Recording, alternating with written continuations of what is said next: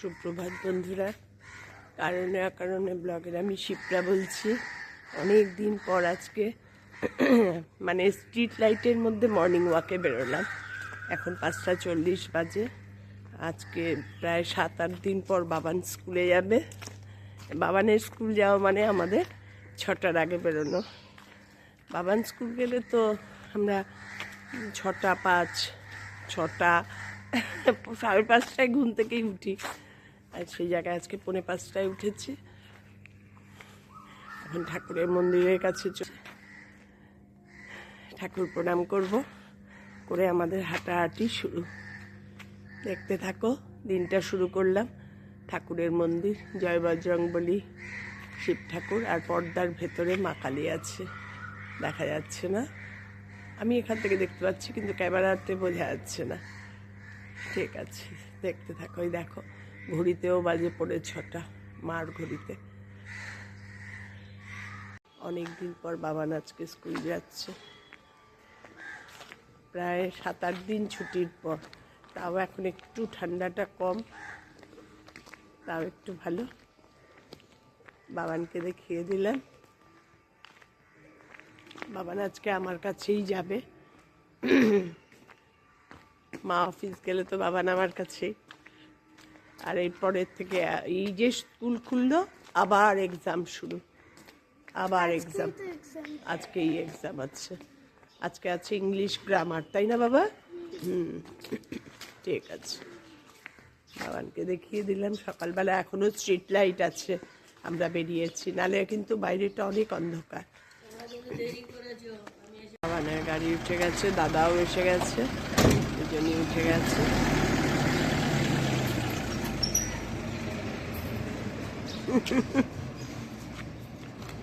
Morning walk থেকে ফিরে আজকে বাবান অনেক দিন পর স্কুল গেল। তারপর রোজকার যা রুটিন, গাছে জল টল দিয়ে, তারপরে মানে কর্পূরের প্রদীপ জ্বালিয়ে সব করে রান্নাঘরে চলে আসলাম।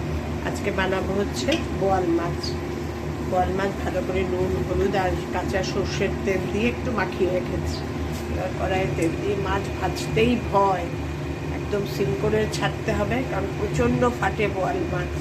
বোয়াল মাছ আর ট্যাংরা মাছ ভাজার আমার ভীষণ ভয়। এবার মাছগুলো ভেজে নিই সাবধানভাবে, তারপরে তোমাদের সঙ্গে আবার কথা বলছি। মাছগুলো খুব লালও না, আবার একদম অল্পও না, করে ভেজে নিচ্ছি। একবার ভাজা হয়ে গেছে, আর একবার বসিয়েছি, আর একবার করবো। দুটো করে দিচ্ছি, কারণ এই পিসগুলো কি বলতো বিশাল বড় বড়, মানে পেটির পিস তো, আর এই পিসগুলো কেউ লাস্টে খেতে চায় না, এই জন্য ফার্স্টেই আজকে এই পিসগুলো করেছি।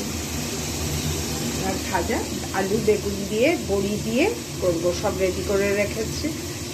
এই বোয়াল মাছ আর ছোটোবেলার কথা মনে পড়ে। আমি ভীষণ বোয়াল মাছ ভালোবাসি। আর ছোটোবেলায় তো আমাদের ফ্রিজ ছিল না, আমরা যখন একদম ছোট, মানে অনেক বড় হয়ে বাড়ির ফ্রিজ হচ্ছে। তা যাই হোক, সেই শীতকালে মা মনে আছে, রাত্রিবেলায় বাবা বোয়াল মাছ আসতো অফিস থেকে আসার সময়, বালিগঞ্জ কিংবা ঢাকুরিয়া বাজার থেকে। মা রাত্রিবেলায় আলু বেগুন দিয়ে বড়ি দিয়ে করে রাখতো, সকালবেলায় উঠে সেই সর করে থাকতো। তখন তো আর ফ্রিজের দরকার নেই, জেনারেল ফ্রিজ। সেই কথা মনে পড়ছে এখন। আর কি বলবো, তখন যেন একটা অন্যরকম স্বাদ লাগতো। দেখি সেইভাবেই রান্না করছি, কমপ্লিট করি, তোমাদের সঙ্গে শেয়ার করছি কীভাবে করছি।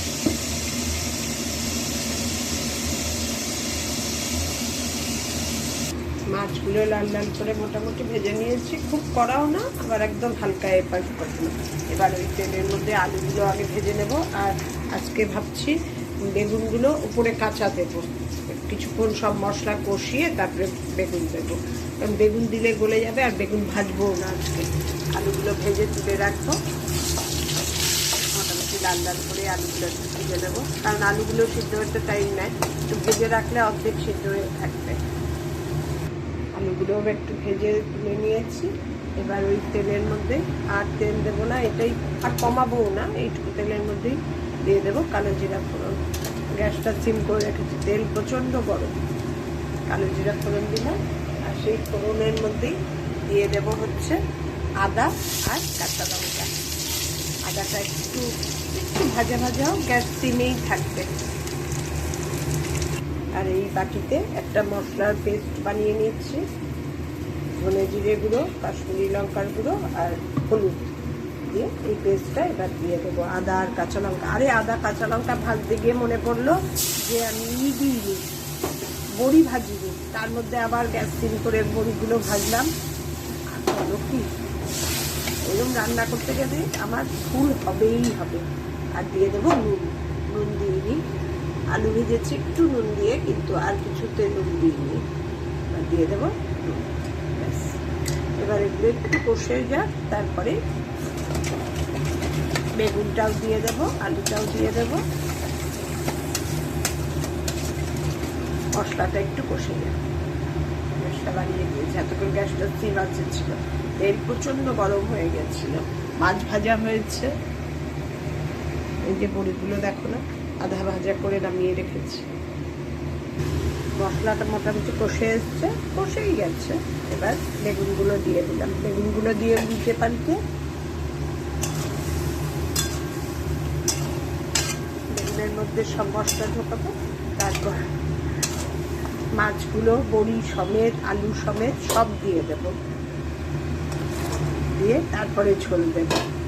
অন্য অন্য সময় কি ঝোল ফুটলে মাছ দিই, এটাই তা না, সব মশলার সঙ্গে একসঙ্গে মাখিয়ে নেব, মাছ আলু বেগুন সব দিয়ে একটু মাখিয়ে তারপরে ঝোল দেব।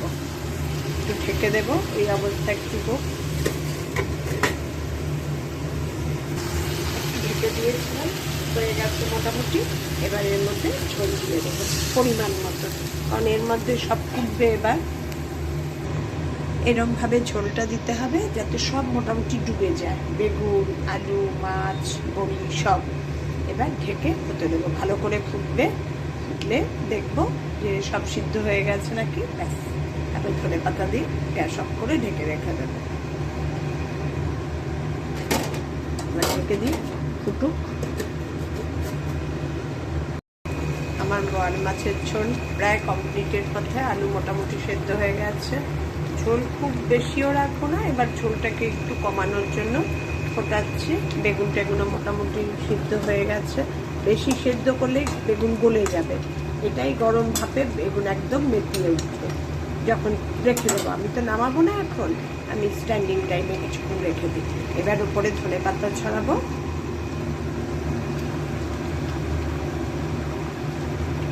দারুণ লাগে গো খেতে। এই মাছের ঝোলটার সঙ্গে আমার বিশাল নস্টালজিয়া জড়িয়ে আছে। এই এক একটা জিনিস করি আর আমার নিজের ছোটবেলার স্মৃতি মনে পড়ে, কারণ আমার ছোটবেলার স্মৃতি খুব সুন্দর, খুব মধুর। কারণ আমার বাবা মার মধ্যে আন্ডারস্ট্যান্ডিং ভীষণ ভালো ছিল। আমার বাবা ভীষণ ভালো মানুষ ছিল, যেটা হয় ছেলেরা খুব রকচটা হয়, খুব মেজাজি হয়। আমার বাবা আরও এক্স মিলিটারি ছিল, আরও হওয়ার সম্ভাবনা, কিন্তু আমার বাবা ভীষণ মাটির মানুষ ছিলেন। আমার মাও খুব ভালো মানুষ ছিলেন।